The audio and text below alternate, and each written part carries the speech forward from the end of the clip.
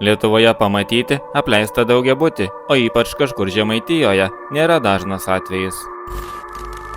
Galbūt tokie vaizdai jums kažką primena. Man šiek tiek primena miestą vaiduoklį Pripetę, kuris yra Ukrainoje. Čia buvo ir daugiau pastatų, tačiau jie buvo nugriauti. Iš karto kyla klausimas, kodėl jie buvo pastatyti ir kas čia gyveno. Ar tiesa, kad šiame pastate sklinda įvairūs keisti garsai? Ar iš tikrųjų čia vaidenasi? Į šiuos klausimus aš jums pabandysiu atsakyti. Žiūrėkite video toliau.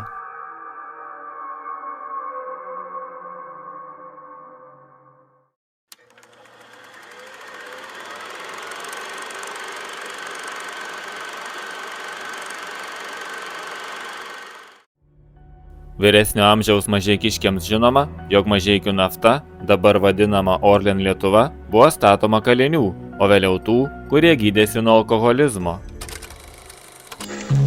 Naftos perdirbimo įmonės kompleksas užims 500 hektarų, kainuos 300 milijonų rublių, didžiausia statyba Lietuvos istorijoje.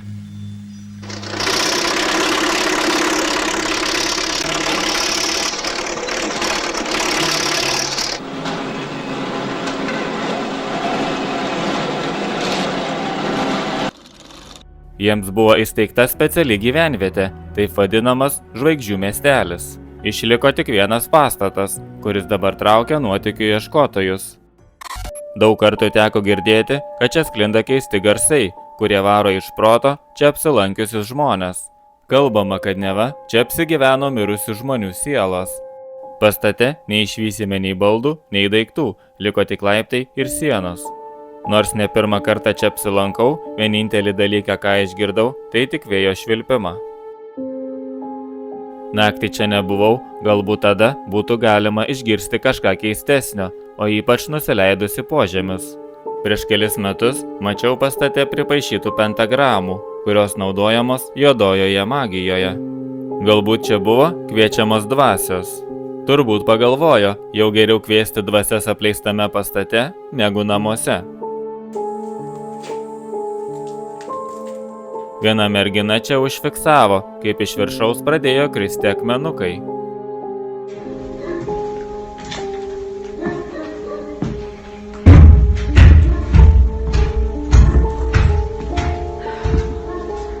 Čia tikrai nejauku taip vaikščioti.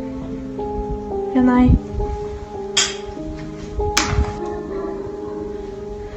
Akmenys krenbiški, bet nieko. Lipant laiptais galima pagalvoti, ar nesugrius.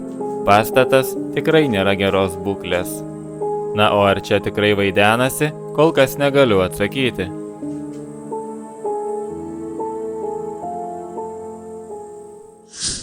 Dar patyrinėkime pastatą ir leiskimės į požemius, kuriuose vaikščioti tikrai nejauku. Tyrinėjant kambarius, galbūt pavyks kažką rasti keisto. Ne vien tik užrašus ant sienų, bet dar kažką. Vaikštau po kambarius, kuriuose galbūt gyveno kaliniai ir žmonės turėjo priklausomybių.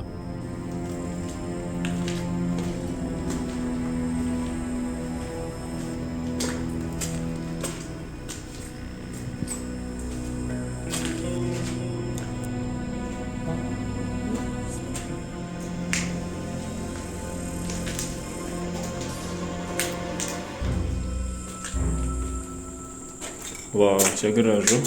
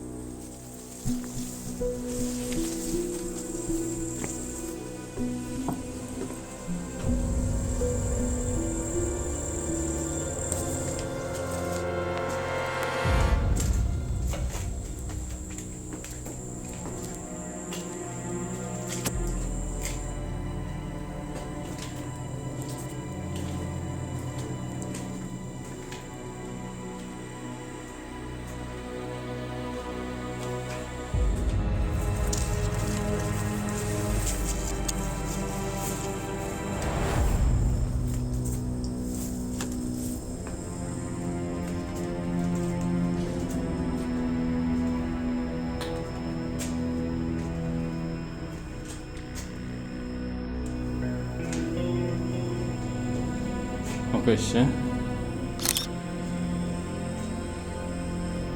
Įdomu, kokiu tikslu čia sumesti rūbai.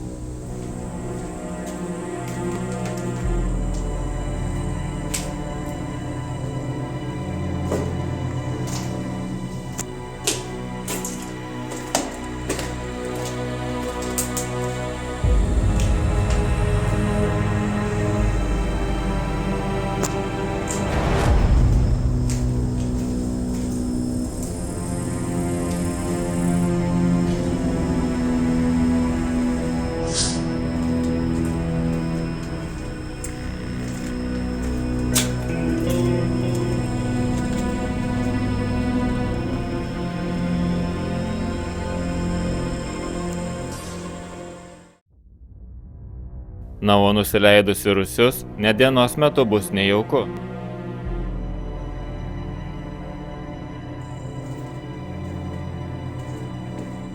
Patekus čia pirmą kartą, galbūt atrodys, kad papuolėte į labirintą.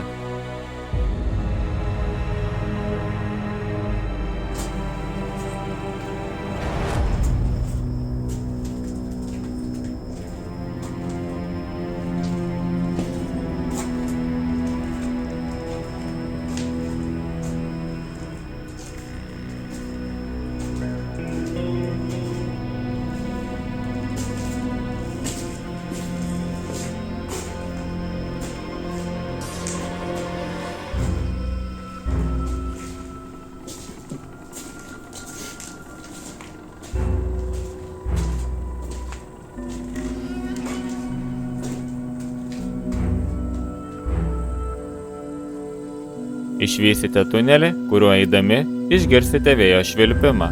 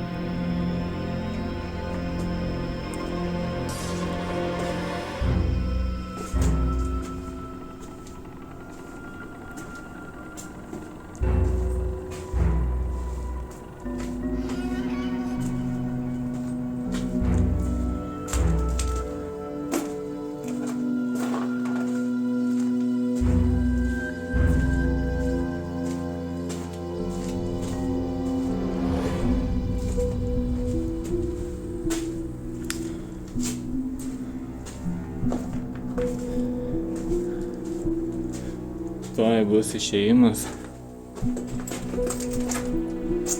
Išeisiu į pirmą laiptinę.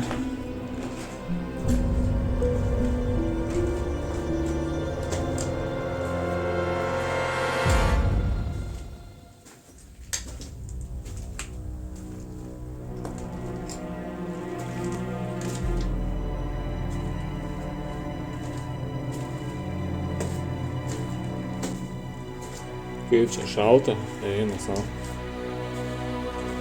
Šaltis krečia.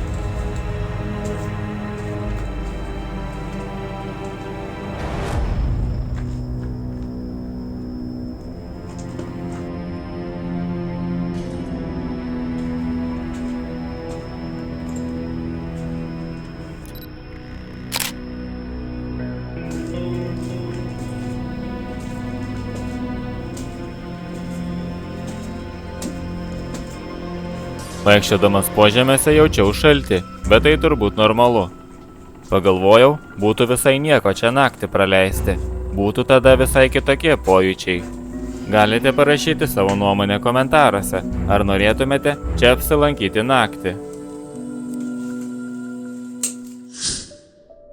Ačiū, kad žiūrėjote. Jeigu patiko video, paspauskite like ir palikite komentarą. Susitiksime kitam video.